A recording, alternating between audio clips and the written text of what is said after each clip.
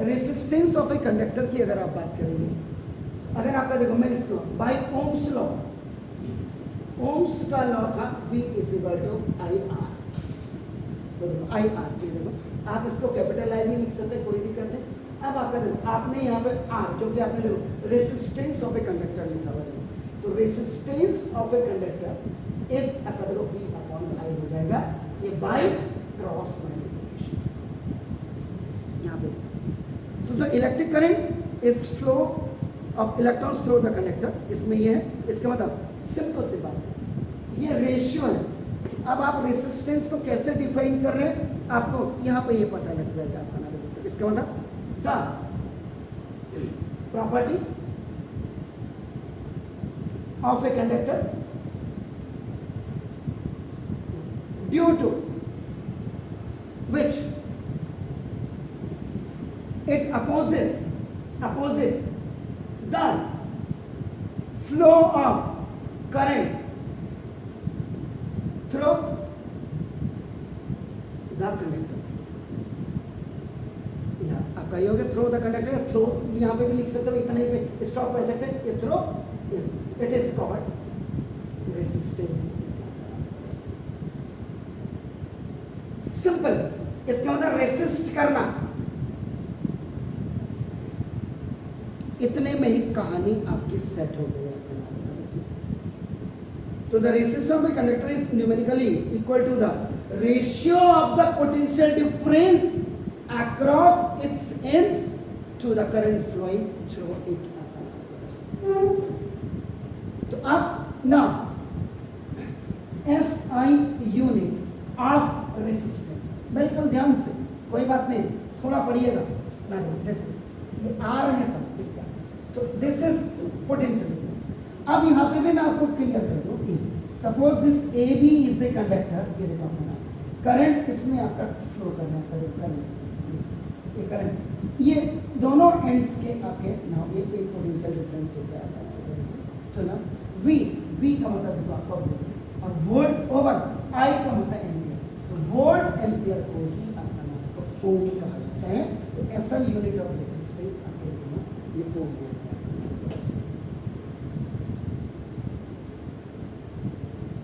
Clear हो गया? Is it clear? इसका मतलब क्या होगा कि 1 ओम इज द रेजिस्टेंस। अभी यहाँ पे अभी 1 ओम इज अ 1 लगा दीजिए, 1 वोल्ट 1 एम्पियर लगा दीजिए आपका ना, देखो दिस। तो 1 ohm is the resistance of a conductor.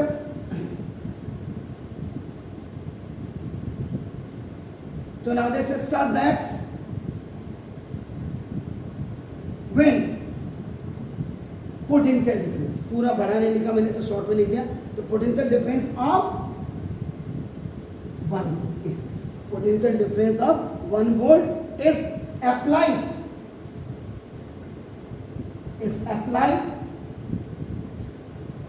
across its ends। ends का मतलब ये दोनों ends पे आपका हो गया, देखो a current of 1 ampere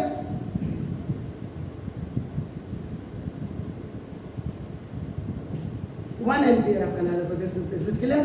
Flow through it।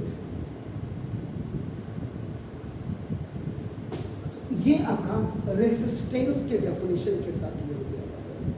अब इसमें कई चीजें आपके होंगी, देखो हाँ। अब यहाँ से जो इनका कंक्लूजन आप निकाल सकते हैं, किताब में हो ना हो, आपके कोर्स में हो ना हो, आप इसको निकाल सकते हैं।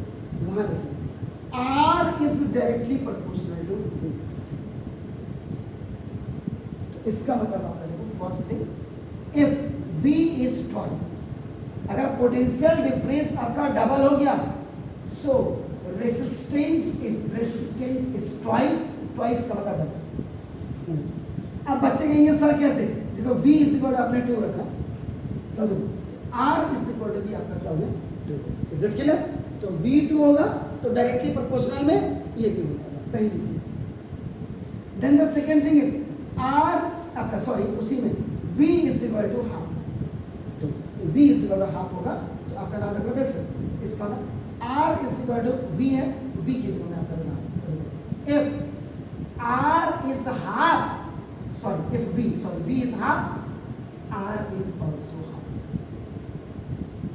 सिंपल सी बात होगी.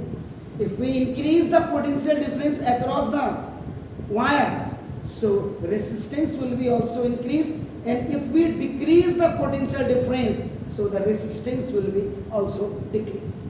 Getting my points? Now, the another thing is देखो, उसके बाद जो दूसरा है, R is inversely proportional to E. जब 1/1 हो जाता है तो इसको inversely proportional कहते हैं. Inversely. Yes sir. ना वोल्टेज एक ही बात हुई है. पोटेंशियल डिफरेंस क्या होता है? वोल्टेज ही हुआ सर. ये देखो. और मैथमेटिक्स में इसको आप क्या कहते हैं? रेसिप्रोकल कहते हैं. सिंपल मैथ्स में. अब इसमें क्या होगा कि देखो if I is equal to 2, यानी कि if I is in आपका डबल, देखो double, so R is half. Very simple. R is half. देखो अब यहाँ पे देखो I is equal to आपने क्या किया? 2 रखा. तो देखो R is equal to 1/I है. देखो 1/2. चलिए अगर आपका क्या होगा?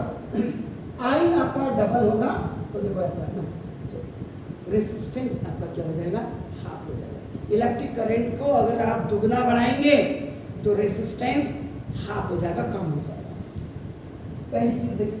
और B, if I is half, so resistance is double.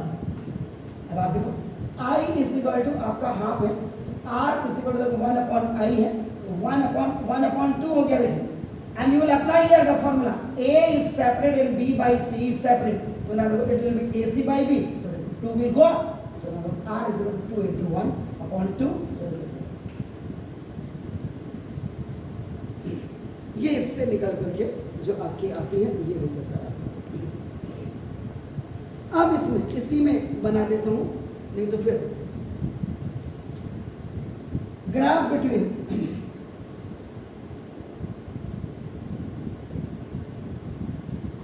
V and I.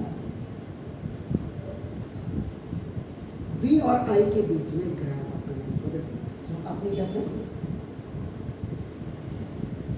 This is आपका देखो एक्स एक्सिस, ये वाई एक्सिस और ये जीरो. अभी मैंने वही बोला, ये हमने अभी प्रैक्टिकल कराया था बच्चों को. तो पूरी हल्द्वानी में नहीं हुआ और सारे सीबीएसई स्कूल वाले कहते हमने तो करा दिया क्योंकि कहीं नहीं हुआ. इसको जबरदस्ती करो स्कूल टीचर्स को, सर ओम्स के लॉ को पहले आप प्रूफ करके दिखाइए, आप प्रैक्टिकल करके दिखाइए ना. अगर ये स्ट्रेट लाइन आती है देखो ना, दिस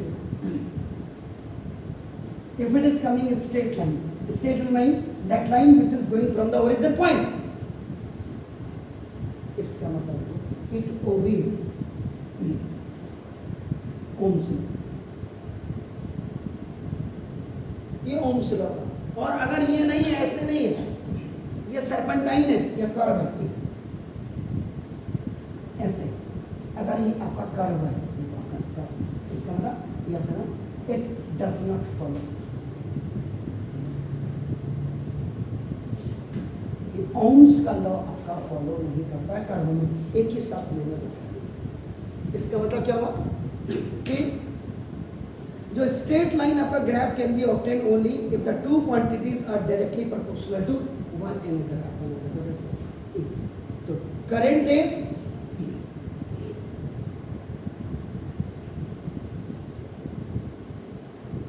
डायरेक्टली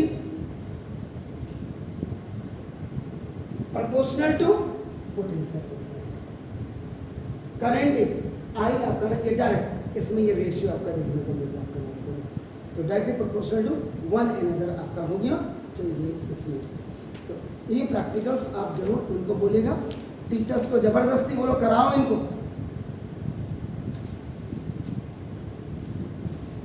ठीक हो गया सर. तो ये आप इसमें ऐसे प्लीज डू इट, फिर आगे बढ़ते हैं.